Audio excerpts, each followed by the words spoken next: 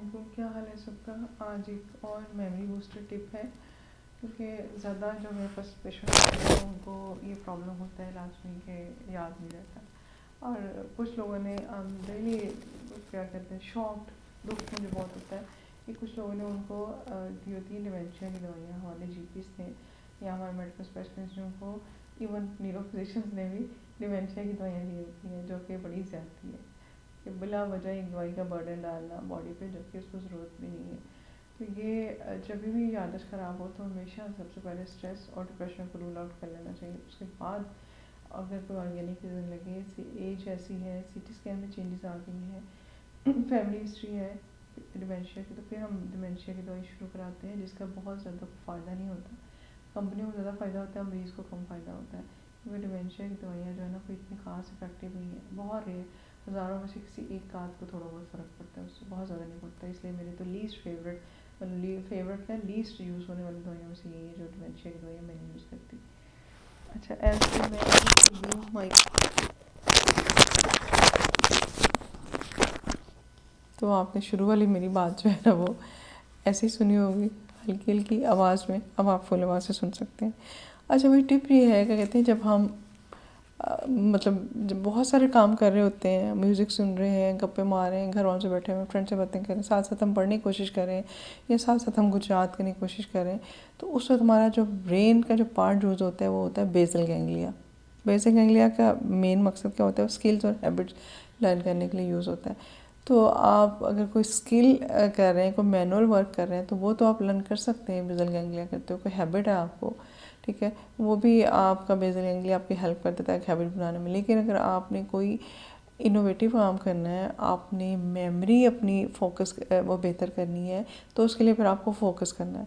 और जब आप फोकस करके फुल तवज्जो, अटेंशन एंड कंसंट्रेशन के साथ कोई काम करते हैं, तो उसका यूज़ होता है हमारा हिप्पोकैम्पस। दिमाग का एक हिस्सा होता है हिप्पोकैम्पस, जो मेमोरी से लिंक्ड होता है। उसमें मेमोरी के सर्किट पढ़ते हैं, आपकी पुरानी यादें, पुराने एक्सपीरियंस, हर चीज़ उसमें सेव होती है।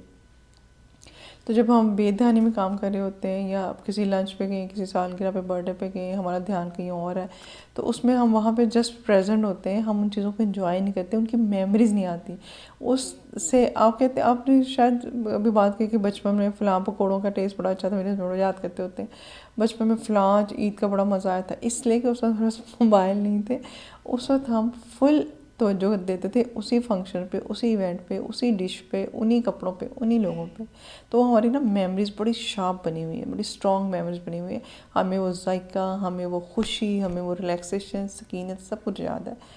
अब जब हम करते हैं ना अफरा तफरी में, किसी लंच पे जाएंगे, मेरे यहाँ हाथ में मोबाइल पकड़े होते हैं, किसी के घर जाए 2 मिनट सलाम दुआ करके हर एक ने अपना अपना फ़ोन खोल लेना। कई दफ़ा तो अहले खाना भी, घर वाले भी खोल लेते हैं, ठीक है।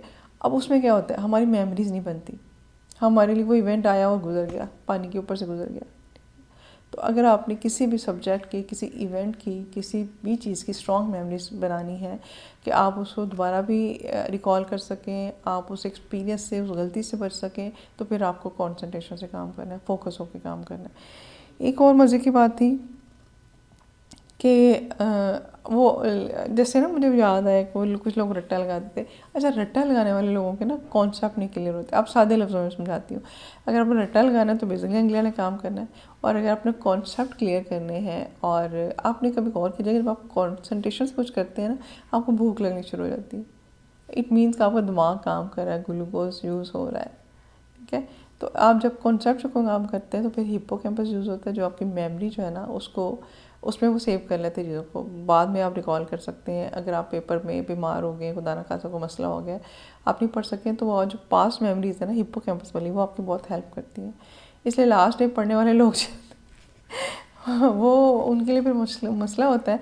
वो फिर बेसल गैंग्लिया में कुछ सेव करते हैं, वो तुक्का लग गया, रट्टा लगा लिया, आ गया तो आ गया, नहीं तो आ से या आर या पार।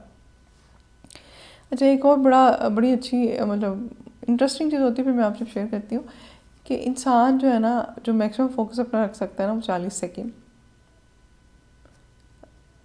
पर 1 मिनट भी पूरा नहीं है। 40 सेकेंड के बाद उसके कॉन्सेंट्रेट इधर से उधर भटक जाती है।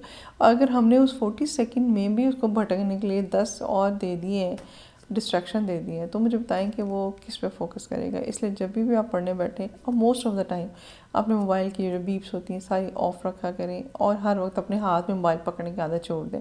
अनलेस कि आप बाहर हैं, आप ऐसी जगह पे हैं कि आपने बच्चों को पिक करना है, आपका कोई और इशू है, आप डॉक्टर हैं, वो मजबूरी है कि पेशेंट्स हैं इमरजेंसीज में, तो उस वक्त आपने मोबाइल हाथ में रखना है, वरना अपना मोबाइल जो है ना ऑफ कर दें। इलेक्ट्रॉनिक्स डिस्ट्रैक्शन जो इन चीज़ें, शोर से बचें। हमने हर वजह यूट्यूब पे कुछ लगाया होता है या टीवी पे कुछ लगा होता है, कभी कोई डिस्कशन सुन रहे होते हैं। यार आपका ब्रेन है वो कूड़ादान थोड़ी है, को मशीन थोड़ी है कि हर वक्त 24 घंटे उसको चलाते रहते हैं, गंद भरते रहते हैं। उसको कभी सुकून भी करने दिया करें, रिलैक्स करने दिया करें, ताकि रिलैक्स होके वो दोबारा से किसी इनोवेटिव काम के लिए वो कोई अच्छा आइडिया सोच सके, वो कोई अच्छा काम कर सके, उसमें चीज़ें याद रह सकें, वो चीज़ों को एंजॉय कर सकें। तो आज से आपने जब भी आप कहीं जाना है, दोस्तों के पास, फैमिली के पास, बच्चों के साथ बैठें, अपना मोबाइल ऑफ करके बैठें। ठीक हो गया? अल्लाह हाफिज़।